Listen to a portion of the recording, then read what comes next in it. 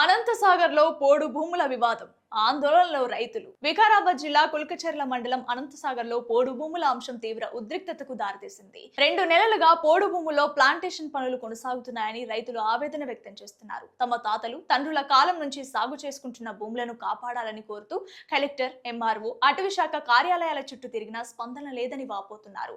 తమకు జీవనాధారమైన భూములు కోల్పోతే కుటుంబ పరిస్థితి దయనీయంగా మారుతుందని గ్రామస్తులు చెబుతున్నారు.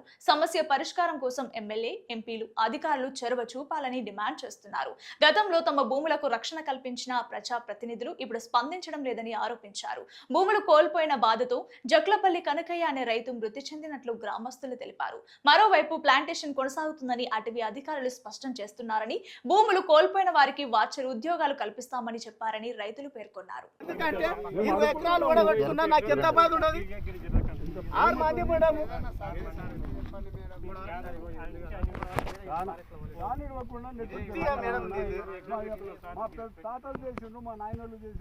కొద్దిగా నాకు ఇంత చెప్పాలి. మేము ఆరు మాది ఉండము. ఇంత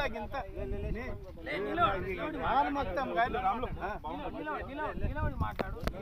ఎందుకంటే 20 ఎకరాలు పోతే ఎంత బాధ అయితే అది కొట్టుకున్న సాగు చేసుకున్న భూమి ఆ రోజు ఇంత స్ట్రిక్ట్ ఉంటే మేము నిదాడుతాం. ఇంత కష్టాలకు రాకపోదు.